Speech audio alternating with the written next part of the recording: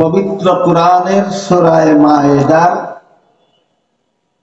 ৩ নম্বর আয়াতের সামান্য অংশ আমি আপনাদের সামনে তিলাওয়াত করেছি। তাতে আল্লাহ বলেন, আল-ইয়াউমা আকমালতু লাকুম দীনাকুম। এর অর্থ হলো, আজকে আমি তোমাদের দ্বীনকে পরিপূর্ণ করে দিলাম। এখানে ৩টি কথা আমাদের ব্যাখ্যা সাপেক্ষে বুঝতে হবে, ব্যাখ্যা ছাড়া বুঝে আসবে না। ১ নম্বর কথা হলো, আল্লাহ এখানে আজকে বলতে কোন দিন বুঝালেন। দ্বিতীয় কথা হলো, আমাদের দিন বলতে আল্লাহ কি বুঝালেন। আর তৃতীয় কথা হলো, পরিপূর্ণ বলতে আল্লাহ কি বুঝালেন। এই ৩টা কথা ব্যাখ্যা সাপেক্ষ, তাই ৩টা কথার সংক্ষিপ্ত ব্যাখ্যা আমি আপনাদের সামনে তুলে ধরার চেষ্টা করছি। আয়াত আল্লাহ নাযিল করেছিলেন রাসূল করিম সাল্লাল্লাহু আলাইহি ওয়াসাল্লামের ঐতিহাসিক বিদায় হজের ভাষণকে কেন্দ্র করে। রাসূল দুনিয়া থেকে বিদায় হওয়ার প্রায় ৩ মাস আগে জীবনের শেষ হজ পালন করেছেন। তখন রাসূলের সাথে প্রায় ১.৫ লক্ষ সাহাবায়ে কেরাম হজে অংশগ্রহণ করেছেন। হজের সবচেয়ে বড় ফরজ জিলহজ মাসের ৯ তারিখ সন্ধ্যা পর্যন্ত, সূর্য অস্ত যাওয়া পর্যন্ত আরফার ময়দানে অবস্থান করা। সেই আরফায় অবস্থানকালে রাসূল করিম সাল্লাল্লাহু আলাইহি ওয়াসাল্লাম লক্ষাধিক সাহাবায়ে কেরামদের উদ্দেশ্য করে এক মহামূল্যবান ভাষণ দিয়েছিলেন। এটাকেই ইতিহাসে রাসূলের বিদায় হজের ভাষণ বলা হয়। তারিখটা ছিল ১০ম হিজরি সনের জিলহজ মাসের ৯ তারিখ শুক্রবার। এই ভাষণকে কেন্দ্র করেই আল্লাহ আয়াত নাযিল করেছেন আর বলেছেন, আজকে আমি তোমাদের দ্বীনকে পরিপূর্ণ করে দিলাম। তাই এবার পরিষ্কার হয়ে গেল, আয়াতে আল্লাহ আজকে বলতে কোন দিন বুঝালেন। রাসূলের বিদায় হজের ভাষণের দিন বুঝালেন। সন তারিখ হলো ১০ম হিজরি সনের জিলহজ মাসের ৯ তারিখ শুক্রবার। গেল প্রথম ব্যাখ্যা সাপেক্ষ বিষয়, যে এখানে আল্লাহ আজকে বলতে কোন দিন বুঝালেন। এখানে আরেকটা প্রাসঙ্গিক ব্যাপার হলো, ভাষণ শেষে রাসূল লক্ষাধিক সাহাবাদের উদ্দেশ্য করে জিজ্ঞাসা করেছিলেন যে, আল্লাহ আমার কাছে যা কিছু নাযিল করেছেন সবগুলি তোমাদের কাছে পৌঁছে দিয়েছি কিনা। এটা জিজ্ঞাসা করার কারণ হলো, আল্লাহ ইতিপূর্বে রাসূলের কাছে একটি আয়াত নাযিল করে বলেছিলেন, ইয়া আইয়ুহার রাসূল বাল্লিগ মা উনজিলা ইলাইকা মির রাব্বিক ওয়া ইল্লাম তাফআল ফামা বাল্লাগতা রিসালাতা।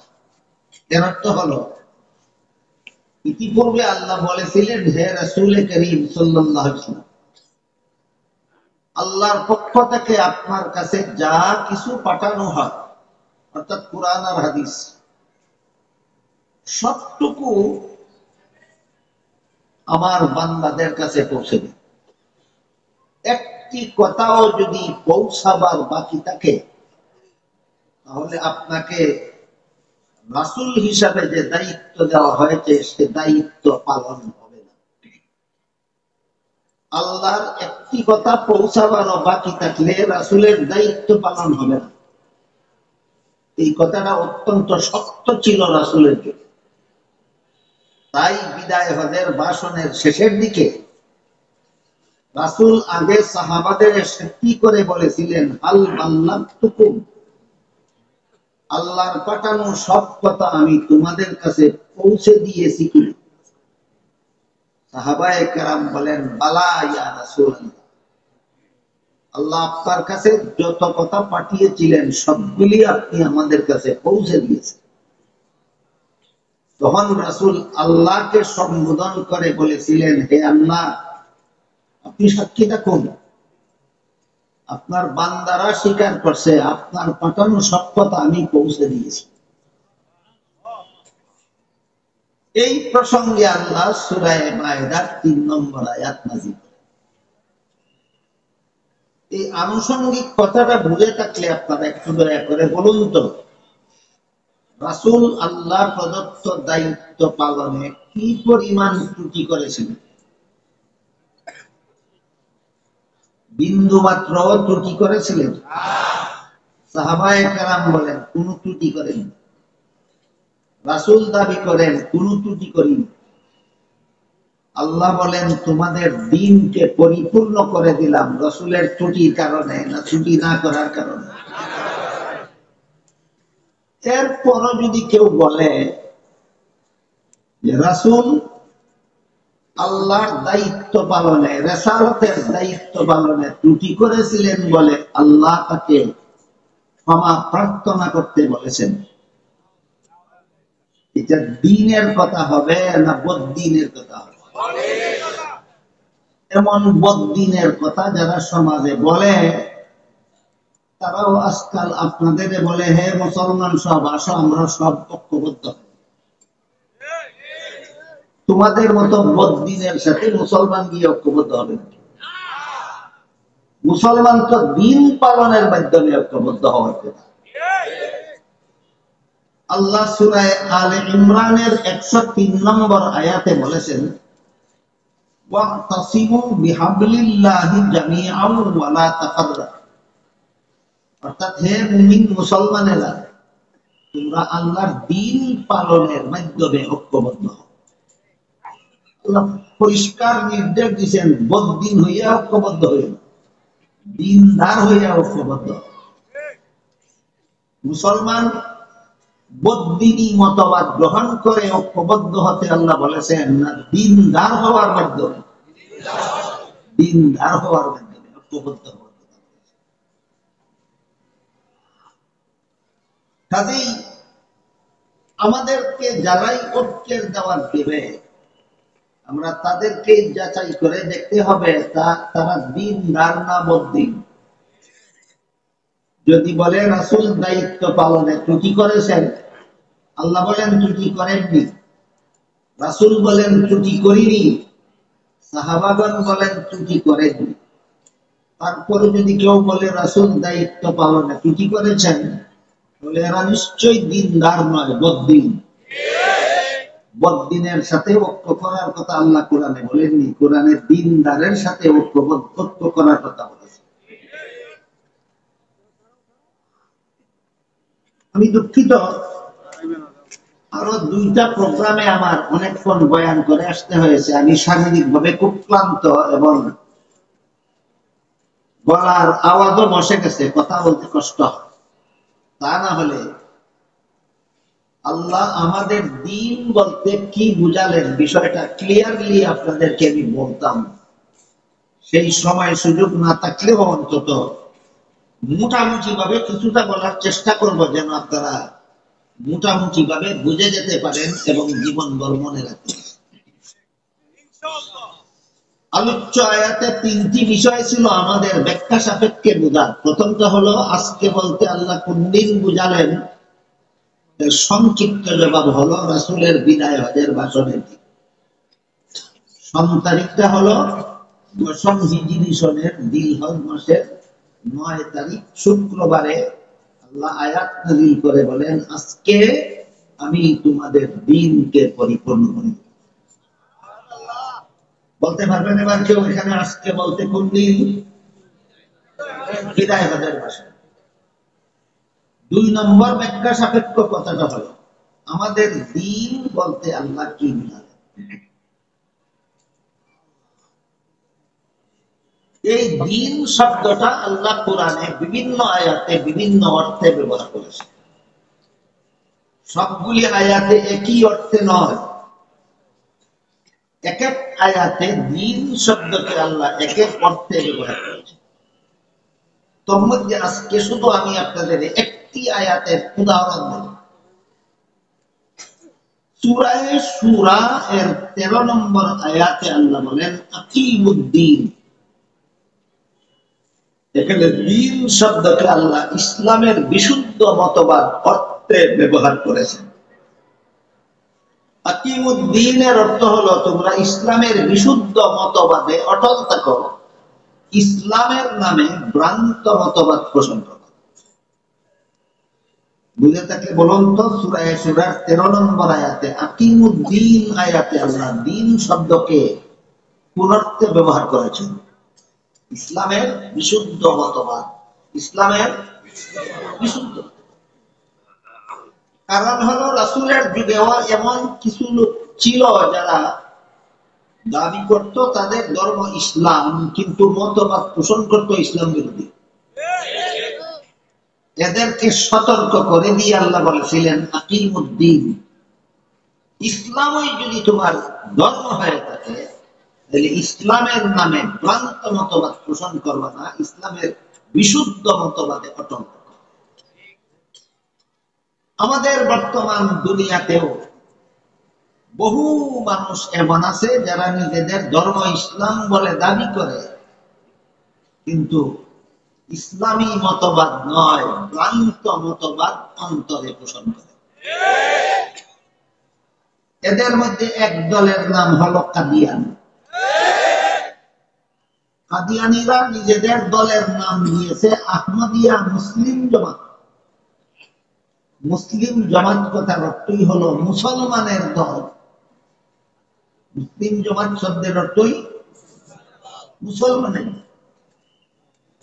কিন্তু এরা কতটুকু মুসলমান, এই প্রশ্নের জবাবটা আজও অনেকের কাছে অস্পষ্ট রয়ে গেছে। এই অস্পষ্টতা দূর করার জন্য আগে আমরা পরিষ্কার ভাবে বোঝার চেষ্টা করি যে আসলে মুমিন মুসলমান কাকে বলে। ওইটা বুঝলেই কাদিয়ানি মুসলমান না অমুসলমান সেটা পরিষ্কার ভাবে বুঝে। যার মধ্যে ঈমান আছে সেই মুমিন, সেই মুসলমান। আর ঈমান কাকে বলে এই প্রশ্নের অতি সংক্ষিপ্ত জবাব হলো আল্লাহ কোরআনে যা কিছু বলেছেন সবগুলি সঠিক বলেছেন, এই কথা বিশ্বাস করার নাম ঈমান। আল্লাহ কোরআনে যা কিছু বলেছেন সবগুলি সঠিক বলেছেন, এই কথা বিশ্বাস করার নাম ঈমান। কাজেই কোরআনের কোনো কথা যদি কেউ সন্দেহ করে, ঠিকভাবে ঠিক কোরআনের কোনো কথার বিরুদ্ধে যদি কেউ কোনো আপত্তি উত্থাপন করে, তাহলে তার আর ঈমান থাকে না, সে বেঈমান কাফের হয়ে যায়। খুব সংক্ষেপে বলছি, যেহেতু আমি আগেই বলেছি আমি শারীরিক ভাবে অসুস্থ, গলার আওয়াজ বসে গেছে, কথা বলতে খুব কষ্ট হচ্ছে। আর না হলে আমি ঈমানের বিস্তারিত বিবরণ আপনাদের সামনে তুলে দেব। তারপরও যেটুকু বলেছি জীবন বর্মনে রাখার মতো, যে আল্লাহ কোরআনে যত কথা বলেছেন সবগুলি সঠিক বলেছেন বলে বিশ্বাস করার নাম ঈমান। আল্লাহ কোরআনের এক আয়াতে বলেছেন লা ইলাহা ইল্লাল্লাহ, তাই লা ইলাহা ইল্লাল্লাহ বিশ্বাস করার নাম ঈমান। আর এক আয়াতে বলেছেন মুহাম্মাদুর রাসূলুল্লাহ, তাই মুহাম্মাদুর রাসূলুল্লাহ বিশ্বাস করার নাম ঈমান। এভাবে আল্লাহ কোরআনে যত কথা বলেছেন সবগুলি সঠিক বলেছেন, বিশ্বাস করার নাম ঈমান। কোরআনের কোন কথা যদি কেউ বিশ্বাস করে না, তখন আর মুমিন মুসলমান থাকে না, বেঈমান কাফির হয়ে যায়। এই কথাটা বোঝার পরে এখন আমরা বোঝার চেষ্টা করবো কাদিয়ানি মুসলমান না কাফির। আপনার জব দিবেন, জব করে দিবেন। আমরা এখন বোঝার চেষ্টা করবো কাদিয়ানি মুসলমান না কাফির। পবিত্র কোরআনের সূরা আহজাবের 40 নম্বর আয়াতে আল্লাহ আমাদের নবীকে একটা উপাধি দিয়েছেন, সেটা হলো খাতামুন নবিয়্যিন। এই উপাধিটা মনে রাখতে পারেন জীবনভর। কোরআনে আল্লাহ আমাদের নবীকে অনেকগুলি উপাধি দিয়েছেন। এর মধ্যে একটি উপাধি হলো আমাদের নবী খাতামুন নবিয়্যিন। বলুন কি? খাতামুন।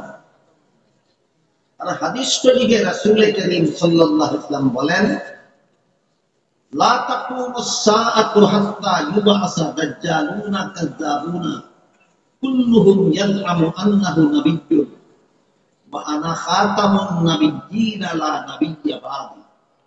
এর অর্থ হলো, আমার পরবর্তী কেউ যদি নবী হওয়ার দাবি করে তাহলে সে হবে মিথ্যাবাদী দাজ্জাল।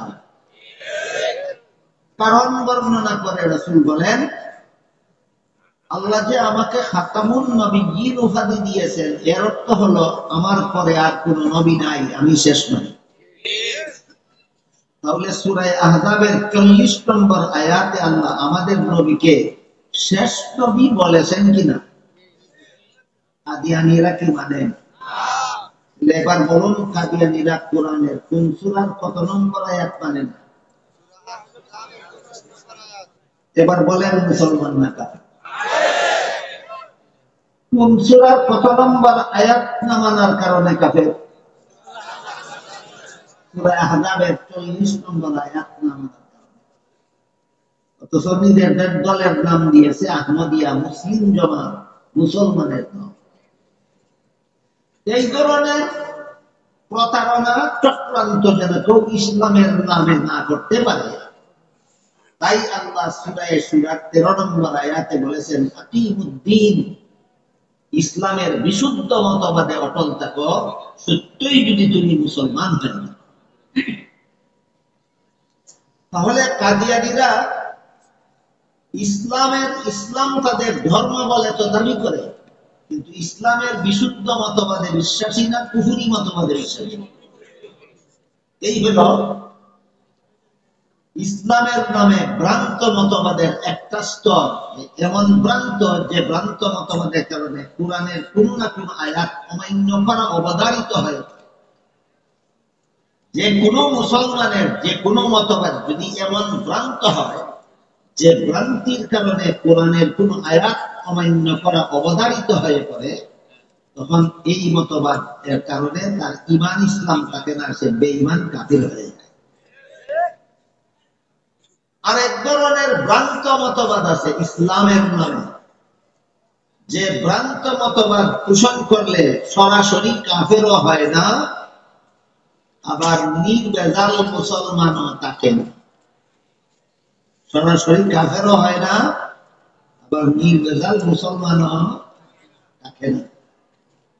এই দ্বিতীয় প্রকারের ভ্রান্ত মতবাদ সম্পর্কে আমাদের সমাজে আলোচনা হয় না বললেও চলে, যে কারণে সাধারণ মুসলমান জানেই না যে এমন কোন ভ্রান্ত মতবাদ আছে যেটা পোষণ করলে কাফেরও হয় না, আবার নির্ভেজাল মুসলমানও থাকে। এবার আমি এরকম একটা ভ্রান্ত মতবাদের উদাহরণ দেব আপনাদের।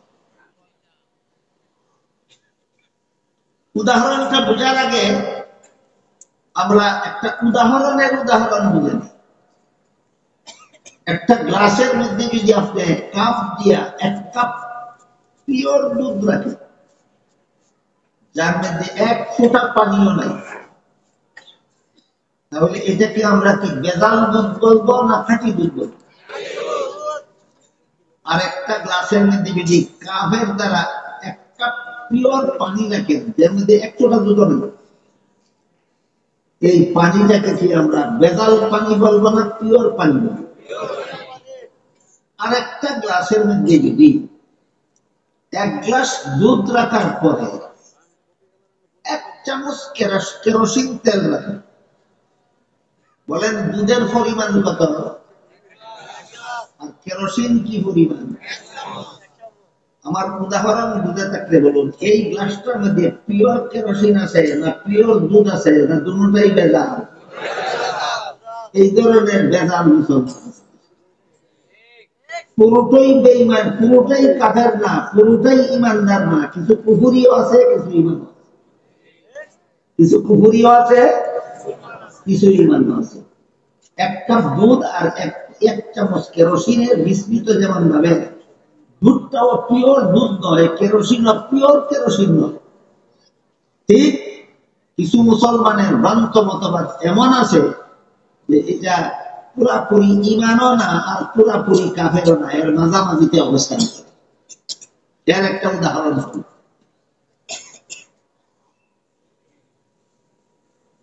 আল্লাহ পাক রব্বুল আলামিন পবিত্র কোরআনের এক আয়াতে ঘোষণা দিয়েছেন, লা ইয়ানালু আহদিজ যালিমিন। এর অর্থ হলো গুনাহগারদেরকে আমি নবী বানাই না। কি অর্থ? গুনাহগারদেরকে নবী বানাই। কাজেই নবীগণ, সমস্ত নবীগণ যেই গুণে গুণান্বিত হবে আল্লাহর মূলনীতি অনুসারে, সেটা হলো আজীবন বেগুনাহ হওয়া। আজীবন বেগুনাহ হওয়া এটা নবীগণের, সমস্ত নবীগণের একটা বিশেষ গুণ। এই জন্য আহলে সুন্নাত ওয়াল জামাতের আকীদা বিশ্বাস হলো হযরত আদম আলাইহিস সালাম থেকে নিয়ে মুহাম্মদুর রাসূলুল্লাহ সাল্লাল্লাহু আলাইহি ওয়াসাল্লাম পর্যন্ত সমস্ত নবী রাসূলগণ আজীবন বেগুনাহ। আমি জানি না আপনারা কে কি বিশ্বাস করেন। আহলে সুন্নাত ওয়াল জামাতের বিশ্বাস, আহলে সুন্নাত ওয়াল জামাত বলতে এক হাদিসে আল্লাহর রাসূল বলেছেন, আমার মুসলমান উম্মত ৭৪ দলে বিভক্ত হয়, ৭২ দল মুসলমান জাহান্নামে যাবে, একদল মুসলমান জান্নাতে যাবে। সাহাবায়ে কেরাম জান্নাতি মুসলমানের দলটার পরিচয় জানতে চাইলে রাসূল বলে দিলেন, মুসলমানের যেই দলের আদর্শ হবে দুইটা জিনিস, একটা নবীর সুন্নাত আর একটা সাহাবাগণের জামাত। যারা মানে তারা আহলে সুন্নাত ওয়াল জামাত। ক্লিয়ার হলো কিনা? যারা নিজেদের ধর্মকর্ম পালনের জন্য দুইটা জিনিসকে আদর্শ মাপকাঠি উঠে মানবে, একটা আদর্শ মাপকাঠি হলো নবীর সুন্নাত আর একটা আদর্শ মাপকাঠি সাহাবায়ে কেরামের জামাত। এই রাসূলের এই হাদিসটা যারা মানে তাদের নাম আহলে সুন্নাত। এই আহলে সুন্নাত ওয়াল জামাতের আকীদা বিশ্বাস হলো বিশুদ্ধ মতবাদ ইসলাম। যারা আহলে সুন্নাত ওয়াল জামাতের অন্তর্ভুক্ত নয়, এরা ইসলামের নামে বিভিন্ন ভ্রান্ত মতবাদ প্রচার করে থাকে। কাজেই আহলে সুন্নাত ওয়াল জামাতের বিশুদ্ধ মতবাদগুলির মধ্যে একটি মতবাদ হলো সমস্ত নবী রাসূলগণ আজীবন বেগুনাহ।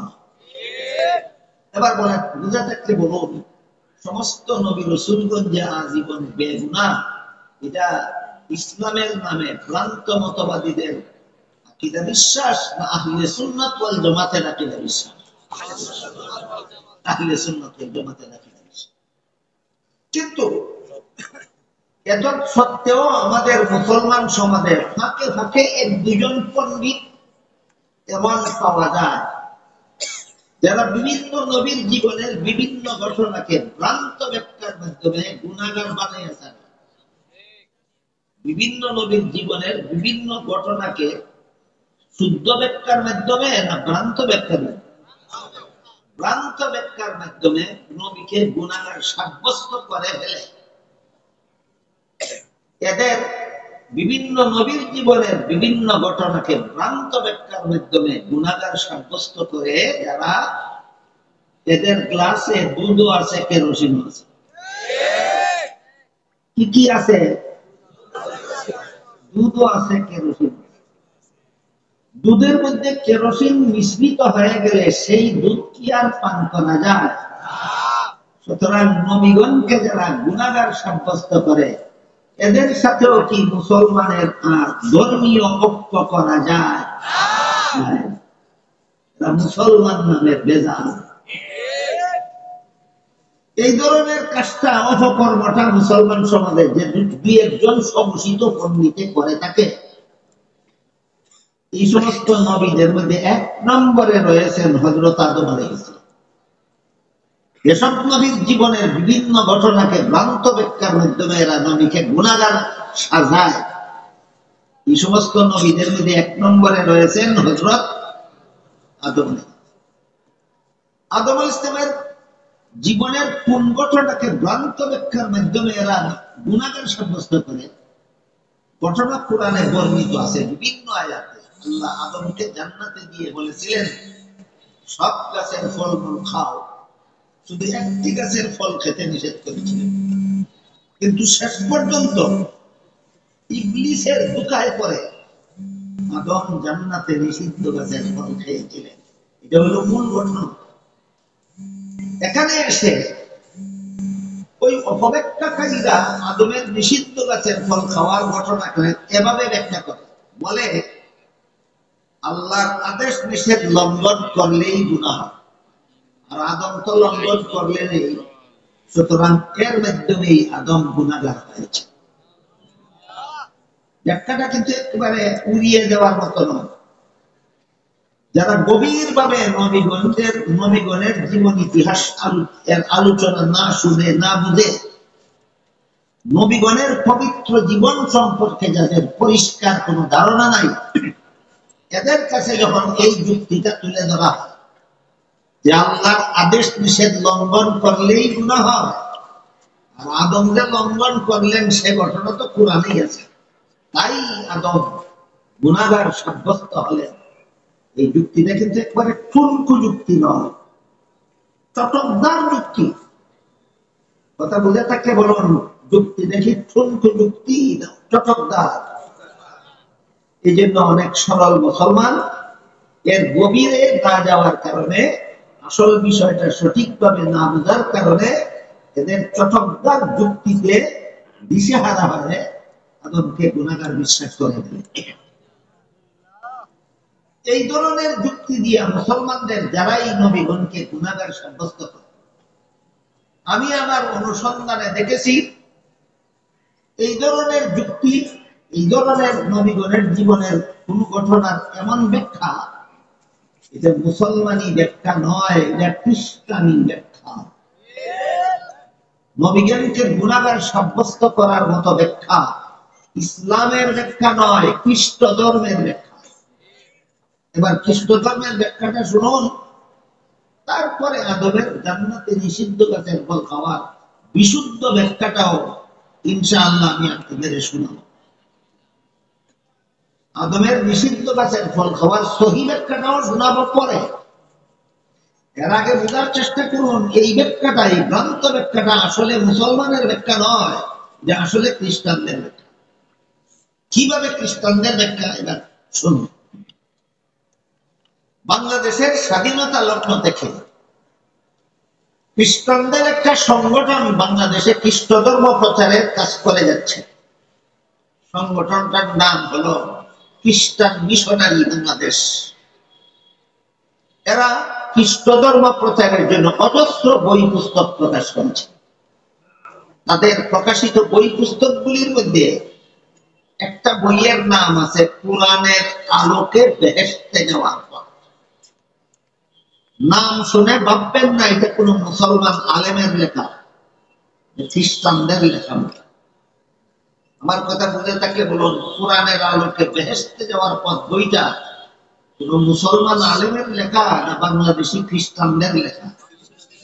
খ্রিস্টানদের লেখা। এই বইয়ে যতগুলি বাজে কথা লেখেছে, এর মধ্যে দু চারটা বাজে কথা আপনাদের শুনুন। সর্বপ্রথম বাজে কথাটা লিখেছে, প্রথম মানুষ আদম প্রথম পাপিষ্ঠ। কি ছিল আদমের পাপ? জান্নাতে নিষিদ্ধ গাছের ফল খাওয়া ছিল আদমের পাপ। খ্রিস্টানদের বইয়ের রেফারেন্স বুঝে থাকতে বলুন, জান্নাতে নিষিদ্ধ গাছের ফল খাওয়ার কারণে আদমকে পাপিষ্ঠ সাব্যস্ত করা, এটা মুসলমানের মতবাদ না খ্রিস্টানদের মতবাদ? মুসলমানদের মধ্যে যারা এই যুক্তি দিয়ে থাকে আদমকে গুনাহগার বলে থাকে, কোনো সন্দেহ নাই এদের মস্তকটা খ্রিস্টানেরা ধুলাই করে ফেলেছে। এদের মস্তক কার দ্বারা ধুলাইকৃত? খ্রিস্টানদের দ্বারা ধুলাইকৃত মস্তক। এইরকম ধুলাইকৃত মস্তিষ্ক সম্পন্ন অপব্যাখ্যাকারীদের বর্তমান বিশ্বে একজন অপব্যাখ্যাকারী নামধারী মুসলমানের নাম সাদ সাহেব। সাদ সাহেব বলে জাকারিয়া আলাইহিস সালাম আল্লাহর দরবারে শাস্তিযোগ্য অপরাধ করেছিলেন। ইউসুফ আলাইহিস সালাম আল্লাহর দরবারে শাস্তিযোগ্য অপরাধ করেছিলেন। মুসা আলাইহিস সালাম আল্লাহর দরবারে শাস্তিযোগ্য অপরাধ করেছিলেন। এমনকি মুহাম্মদুর রাসূলুল্লাহ সাল্লাল্লাহু আলাইহি ওয়াসাল্লাম আল্লাহর দরবারে শাস্তিযোগ্য অপরাধ করেছিলেন। আমি যতক্ষণ কথা বলেছি আপনারা যারা শুনেছেন বুঝেছেন, বলুন এই কথাগুলি সাহেব কোন মুসলমানের মস্তিষ্ক প্রসূত কথা বলে না খ্রিস্টানি মতবাদের কথা মুসলমান সমাজে প্রচার করে? খ্রিস্টানি মতবাদের কথা মুসলমান সমাজে পরিষ্কার হয়ে গেল এই লোকটা ইহুদি খ্রিস্টানের দালাল। দীর্ঘদিন আমি এই কথা বলেছি, যেদিন দেখেছি সে নবীগণকে গুনাহগার বলে সেদিন থেকে আমি বলেছি যে খ্রিস্টানের দালাল। কিন্তু বেশি লোকে আমার কথাটা সহজে মানতে রাজি ছিল না। বর্তমান বাংলাদেশের গোয়েন্দা বিভাগের তদন্তে ধরা পড়েছে সাদ সাহেব ইসরায়েলের দালাল। ইসরায়েল হলো ইহুদি। এই ইহুদি এবং খ্রিস্টান দুই জাতির দুইটা জঘন্যতম কুস্বভাব আছে। খ্রিস্টানদের কুস্বভাব হলো নবীগণকে গুনাহগার সাব্যস্ত, আর ইহুদিদের কুস্বভাব হলো যারা সঠিক পথে ধর্ম পালন করে এদেরকে হত্যা করে দেয়। উভয়টা স্বভাব সাদের অনুসারী সাদিয়ানীদের মধ্যে বিদ্যমান। এরা একদিকে নবীগণকে গুনাহগার সাব্যস্ত করে, অপরদিকে যারা গুনাহগার মানে না এরা এদেরকে টঙ্গীর ময়দানে হত্যা করে। সুতরাং সাদপন্থী অনুসারীদের মধ্যে দুই বেদিন জাতির দুইটা জঘন্যতম কুস্বভাব বিদ্যমান। একটা কুস্বভাব হলো নবীগণকে গুনাহগার সাব্যস্ত করা, আর একটা কুস্বভাব হলো এই ভ্রান্ত মতবাদ যে মুসলমান মানে না তাকে হত্যা করে ফেলা। খ্রিস্টানরা সেই বইয়ে আরো লিখেছে, প্রথমে লিখেছে প্রথম মানুষ আদম প্রথম পাপিষ্ঠ, জান্নাতের নিষিদ্ধ গাছের ফল খাওয়া ছিল তার পাপ, তাই পাপিষ্ঠ আদমের বংশে যত নবী জন্ম হয়েছে সবগুলি নবী জন্মগত পাপিষ্ঠ। কি ছিল অন্যান্য নবীর পাপ? বইয়ে লেখে পাপিষ্ঠ আদমের বংশে জন্ম হওয়াটাই ছিল অন্য নবীদের পাপ। বলুন আপনারা, কেউ কি নিজের ইচ্ছায় জন্ম হয় না আল্লাহর ইচ্ছা? তাহলে জন্ম হওয়াটা যদি পাপ হয়, এ পাপের বান্দা পাপী হয় না স্বয়ং আল্লাহকেই পাপী সাব্যস্ত করা? চিন্তা করে দেখেন ধর্মের নামে কত বড় গাঁজাখুরি কথা এই খ্রিস্টানরা পালন করে। তারপরে তৃতীয় যে কথাটা খ্রিস্টানেরা সেই বইয়ে লিখেছে সেটা হলো শেষ পর্যন্ত আল্লাহ সিদ্ধান্ত নিলেন একজন বেগুনাহ নবী জন্ম দিবেন। পাপিষ্ঠ আদমের বংশে জন্ম হইলেই যেহেতু পাপিষ্ঠ হয়, তাই আল্লাহ একজন নবীকে পাপিষ্ঠ আদমের বংশে জন্ম না দিয়া নিজের ঔরসে জন্ম দিলেন। তিনি হলেন হযরত ঈসা আলাইহিস সালাম। একমাত্র নবী ঈসা আলাইহিস সালাম পাপিষ্ঠ আদমের বংশে জন্ম না হয়ে সরাসরি আল্লাহর ঔরসে জন্ম হওয়ার কারণে এই একজন নবী আছেন বেগুনাহ। আজ পর্যন্ত সাদ সাহেবকেও ঈসা আলাইহিস সালামকে গুনাহগার বলতে শোনা যায় না। কার দালাল?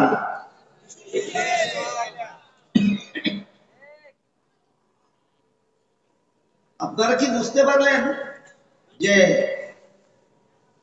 নবীগণকে গুনাহগার সাব্যস্ত করার ভ্রান্ত মতবাদ এটা মুসলমানদের মস্তিষ্ক প্রসূত না খ্রিস্টানদের কাছ থেকে আমদানিকৃত? তাহলে এরা যে সমস্ত দলিল দিল, প্রথম দলিল দিল জান্নাতে নিষিদ্ধ গাছের ফল খাওয়া ছিল আদমের পাপ, এই দলিলের ভ্রান্তিটা এবার আমরা বোঝার চেষ্টা করি এবং জান্নাতে আদমের নিষিদ্ধ গাছের ফল খাওয়ার সহি ব্যাখ্যাটা বোঝার চেষ্টা করি। বিগত 1300 বছরের ইতিহাসে সঠিকপন্থী মুসলমানগণের মধ্যে যারাই কোরআনের তাফসীর লিখেছেন প্রায় সবগুলি নির্ভরযোগ্য তাফসীরের কিতাবে উল্লেখ আছে মানুষের কোন কাজে সওয়াব হয় কোন কাজে গুনাহ হয় দুনিয়ার জীবনে। মানুষের কোন কাজে সওয়াব হয় কোন কাজে গুনাহ হয় কোন জীবনে? দুনিয়ার। জান্নাতি জীবনের কোন কাজে সওয়াব নাই গুনাহ। এবার বলুন আদম নিষিদ্ধ গাছের ফল খেয়েছিলেন কোন জীবনে? এর সাথে সওয়াবেরও কোন সম্পর্ক নাই গুনাহ। এটা হলো সহিহ ব্যাখ্যা। এখন কোন ব্যাখ্যাটা গ্রহণযোগ্য আর কোন ব্যাখ্যাটা গ্রহণযোগ্য নয় এর একটা স্কেল বা মাপকাঠি আমি আপনাদের হাতে তুলে দিতে চাই। আল্লাহ কোরআনে বলেছেন গুনাহগারদেরকে আমি নবী বানাই না। কাজেই যে ব্যাখ্যার দ্বারা আদম গুনাহগার সাব্যস্ত হয় এই ব্যাখ্যা গ্রহণ করলে আল্লাহর মূলনীতি রক্ষা হয় না লঙ্ঘন হয়? এটাই প্রমাণ তোমার ব্যাখ্যাটা ভুল।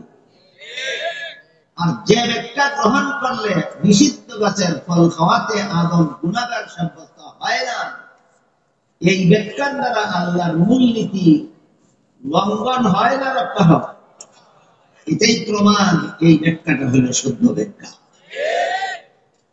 কাজেই নবীগণকে গুনাহগার সাব্যস্ত করা বিভিন্ন নবীর জীবনের বিভিন্ন ঘটনাকে অপব্যাখ্যা করে ভ্রান্ত ব্যাখ্যার মাধ্যমে নবীগণকে গুনাহগার সাব্যস্ত করলে সে নির্বেজাল মুসলমান থাকে না, মুসলমান নামের বেজাল। এরকম বেজাল মুসলমানদের সাথে সত্যিকারের মুসলমানদের ঐক্যবদ্ধ হওয়ার কথা আল্লাহ বলেছেন আকিমুদ্দিন, ইসলামের বিশুদ্ধ মতবাদে ঐক্যবদ্ধ হওয়া। বেজাল মুসলমানের সাথে ঐক্যবদ্ধ হওয়া বলেছেন না বিশুদ্ধ মুসলমানের সাথে? নবীগণকে গুনাহগার মনে করলে বিশুদ্ধ মুসলমান না বেজাল মুসলমান? নবীগণকে বেগুনাহ মনে করলে বেজাল মুসলমান না বিশুদ্ধ মুসলমান? এবার বলুন আল্লাহ কোন মুসলমানের সাথে ঐক্যবদ্ধ হতে বলেছেন? বিশুদ্ধ মুসলমান। নবীগণকে বেগুনাহ বিশ্বাস করলে বিশুদ্ধ মুসলমান তার সাথে ঐক্যবদ্ধ হও। নবীগণকে গুনাহগার মনে করলে মুসলমান নামের বেজাল তার সাথে ঐক্যবদ্ধ হওয়ার কথা আল্লাহ কোরআনে বলেননি।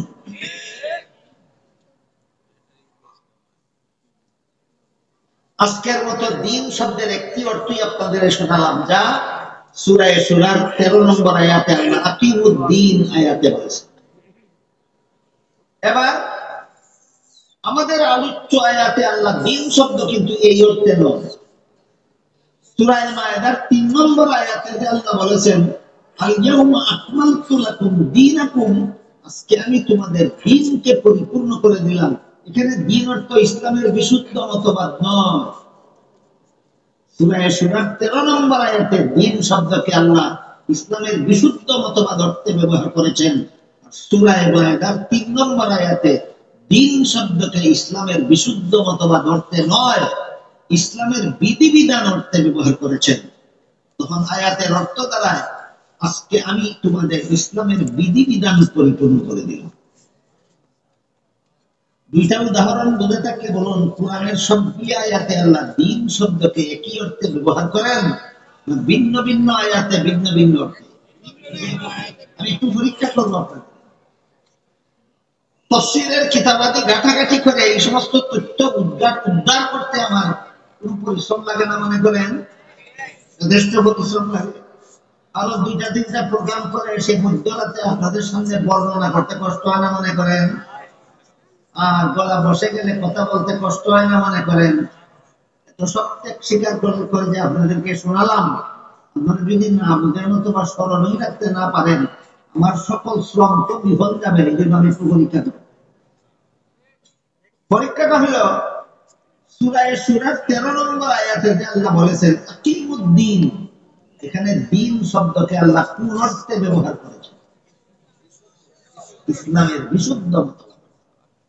সূরা মায়েদার 3 নম্বর আয়াতে আল্লাহ বলেছেন আল ইয়াউমা আকমালতু লাকুম দীনাকুম, এখানে দিন অর্থ কি বিশুদ্ধ মতবাদ না ইসলামের বিধিবিধান? দুইটা উদাহরণের দ্বারা কি বুঝতে পারলেন আল্লাহ দিন শব্দকে কোরআনের বিভিন্ন আয়াতে একই অর্থে ব্যবহার করেন না, বিভিন্ন আয়াতে বিভিন্ন অর্থে ব্যবহার করেন। সূরা মায়েদার 3 নম্বর আয়াতে যে আল্লাহ বলেছেন আল-ইয়াউমা আকমালতু লাকুম দীনাকুম, এখানে দিন শব্দকে ইসলামের বিধিবিধান অর্থে ব্যবহার করেছেন। তাই আয়াতের অর্থ দাঁড়ালো বিদায় হজের ভাষণের দিন আমি তোমাদের ইসলামের বিধিবিধানকে পরিপূর্ণ করে দিলাম। তোমাদের নবীর বিদায় হজের ভাষণের দিন ইসলামের যাবতীয় বিধিবিধানকে পরিপূর্ণ করে দিলাম। গেল দুইটা ব্যাখ্যা সাপেক্ষ শব্দের সংক্ষিপ্ত ব্যাখ্যা। একটা ব্যাখ্যা সাপেক্ষ শব্দ ছিল আজকে বলতে কোন দিন, জবাব হইল বিদায় হজের ভাষণের দিন। আর একটা ব্যাখ্যা সাপেক্ষ শব্দ ছিল আমাদের দিন বলতে আল্লাহ কি বুঝালেন, এখানে আল্লাহ আমাদের দিন বলতে ইসলামের বিধিবিধান বুঝালেন। বাকি হইল আর একটা কথা, পরিপূর্ণ বলতে আল্লাহ কি বুঝালেন। ইসলামের বিধিবিধান যে আল্লাহ আমাদের নবীর বিদায় হজের ভাষণের দিনে পরিপূর্ণ করে দিলেন, পরিপূর্ণ বলতে কি বুঝালেন? এখানে পরিপূর্ণ বলতে বুঝালেন ইসলামের বিধিবিধান মানব জীবনের সব সমস্যার সমাধান। এই হল পরিপূর্ণতা। ইসলামের বিধিবিধান মানব জীবনের সব সমস্যার সমাধান, এই হইল পরিপূর্ণতা। তবে হযরত আদম আলাইহিস সালাম থেকে নিয়ে মুহাম্মদুর রাসূলুল্লাহ সাল্লাল্লাহু আলাইহি ওয়াসাল্লাম পর্যন্ত সমস্ত নবী রাসূল একমাত্র ইসলাম ধর্ম প্রচার করেছেন। সমস্ত নবী রাসূল কতগুলি ধর্ম প্রচার করেছেন? একটি মাত্র, নাম হলো ইসলাম। বুঝে থাকলে এবার বলুন, আদম আলাইহিস সালাম কোন ধর্ম প্রচার করেছেন? নূহ আলাইহিস সালাম কোন ধর্ম প্রচার করেছেন? ইব্রাহিম আলাইহিস সালাম, মুসা আলাইহিস সালাম, ঈসা আলাইহিস সালাম, মুহাম্মদুর রাসূলুল্লাহ সাল্লাল্লাহু আলাইহি ওয়াসাল্লাম ইসলাম ধর্ম প্রচার করেছেন। কাজেই ইসলাম ধর্ম ছাড়া অন্য কোন ধর্ম যদি কেউ পালন করে, বুঝে শুনে জবাব দিবেন সে কোন নবীর ধর্ম পালন করে। বুঝলেন নাই?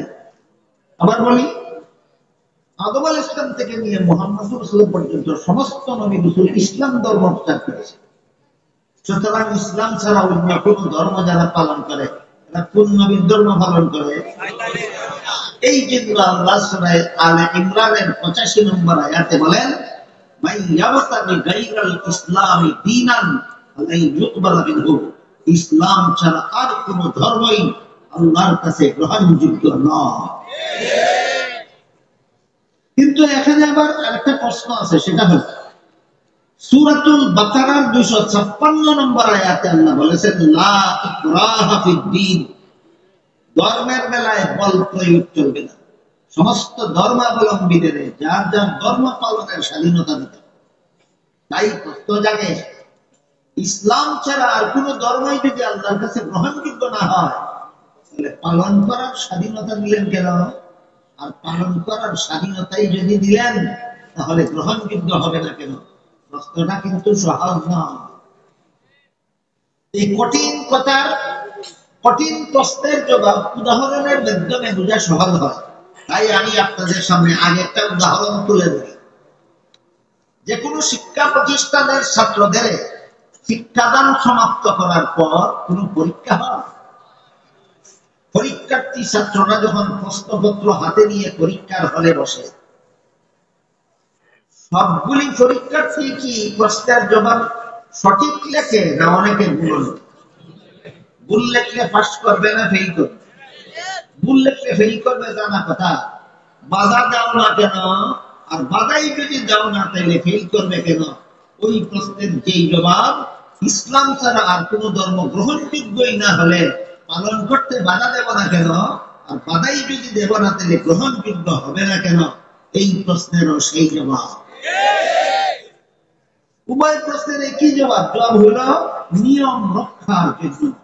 পরীক্ষার্থী ছাত্র প্রশ্নের জবাব ভুল লেখলে ফেল করবে নিশ্চিত, তারপরও বাধা দেওয়ার নিয়ম নাই। তেমনি ভাবে ইসলাম ছাড়া আর কোন ধর্ম পালন করলে জাহান্নামে যাবে নিশ্চিত, তারপরও বাধা দেওয়ার নিয়ম নাই। এই সুযোগে যদি কোনো ছাত্র ইচ্ছা মতো প্রশ্নের জবাব ভুল লেখে তাহলে যেভাবে পরকালে তার কপালে পরীক্ষার ফলাফল ঘোরার দিন ছাড়া কিছু নাই, তেমনি ভাবে কেউ যদি এই সুযোগে ইসলাম ছাড়া আর কোন ধর্ম পালন করে তার কপালেও পরকালে জাহান্নাম ছাড়া কিছু নাই। এই কথাগুলি পরিষ্কার ভাবে আলোচনা না হওয়ার কারণে, পরিষ্কার ভাবে সমস্ত মুসলমানের জানা না থাকার কারণে মারাত্মক রকমের একটা শয়তানি স্লোগান সমাজে চালু হয়ে গেছে। সেটা হলো ধর্ম যার যার, উৎসব সমাজ। একটা শয়তানি স্লোগান, ধর্ম যার যার, উৎসব সমাজ। আমি স্লোগানটা যদি একটু সময়ের জন্য মেনে নেই, ধর্ম যার যার, উৎসব সবার, সুতরাং মুসলমানেরাও হিন্দু ধর্মের দুর্গা পূজার উৎসবে গিয়ে মিষ্টি খাবে, যেহেতু উৎসব সবার। এই শয়তানি কথাটা চালু করার জন্যই এই শয়তানি স্লোগানটা আবিষ্কার করা হয়েছে। মুসলমানেরা হিন্দুদের দুর্গা পূজার উৎসবে গিয়ে মিষ্টি খাবে, এতে বাধা দেওয়া যাবে না। কেন? ধর্ম যার যার, উৎসব সবার। আমি যদি একটু সময়ের জন্য স্লোগানটা মেনে নেই, আর আমি যদি বলি ঠিক আছে, ধর্ম যার যার, উৎসব যেহেতু সবার, কাজেই হিন্দুদেরকেও মুসলমানদের ঈদুল আজহার গরুর গোশত খেতে হবে, যেহেতু ধর্ম যার যার, উৎসব সবার। কোন হিন্দু কি মুসলমানের ঈদুল আজহার উৎসবের গরুর গোশত খেতে আসে? তোমরা কেন যাও? বেহায়া বেলা যাওয়ারা নয় তো, তোমরা তো বেহায়া বেলা। কেউ যদি বলে কৃষিকাজ যার যার, ফসল সবার। কেউ যদি বলে ব্যবসা যার যার, মুনাফা সবার। কেউ যদি বলে চাকুরি যার যার, বেতন সবার।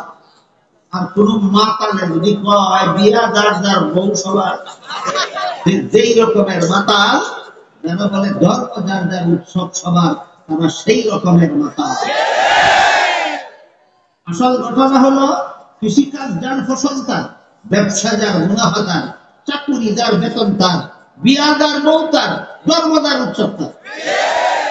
এই ধর্ম যার, উৎসব তার বোঝাবার জন্যই আল্লাহ সূরাতুল বাকারার 256 নম্বর আয়াতে লা ইকরাহা ফিদ-দীন বলেছেন, তার ধর্ম সে পালন করে, তার উৎসবে তুমি অংশগ্রহণ করবে না, তার উৎসবে তুমি বাধাও দিতে যাইবা না।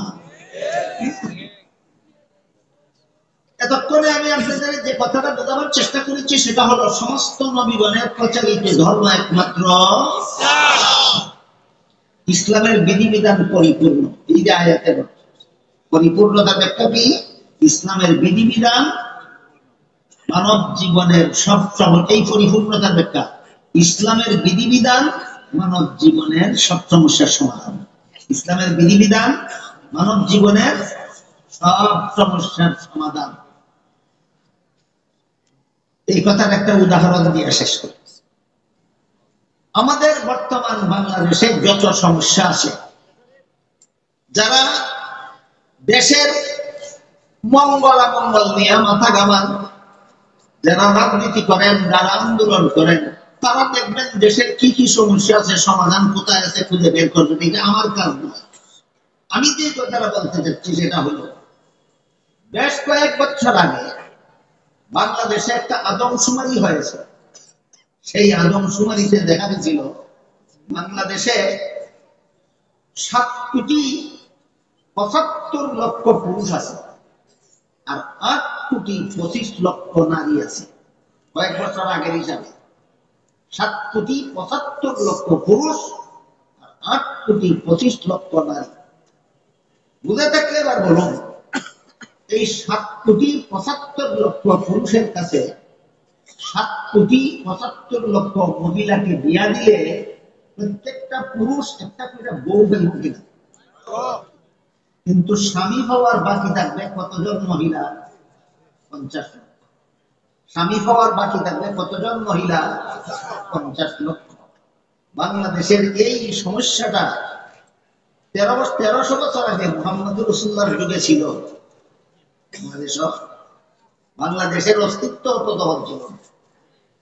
বাংলাদেশের নতুন সমস্যা, এই সমস্যার অগ্রিম সমাধান আল্লাহ 1300 বছর আগেই কোরআনে দিয়ে রেখেছেন। সেটা হলো ফানকিহু মা তাবা লাকুম মিনান নিসাই মাসনা ওয়া সুলাসা ওয়া রুবা। মর্ম হলো একজন পুরুষ একত্রে একাধিক স্ত্রী রাখার বিধান ইসলামে আছে। একজন স্ত্রী একজন পুরুষ একাধিক স্ত্রী রাখার বিধান ইসলামে আছে, কিন্তু একজন মহিলার পক্ষে একাধিক স্বামী রাখার বিধান ইসলামে নাই।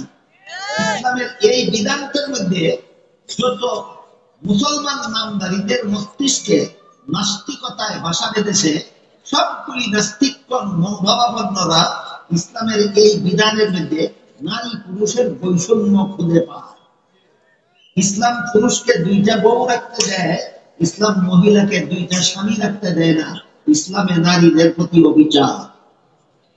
তোমাদের ভাষায় এই অবিচারটা যদি ইসলাম 1300 বছর আগে থেকে না করত, বর্তমান বাংলাদেশের 25 লক্ষ মহিলার কপালে জীবনে একটা স্বামীও যুক্ত নয়। বলুন সমস্যা কবে কার, সমাধান কবে দেওয়া? সমস্যা বর্তমানের, সমাধান 1300 বছর আগে।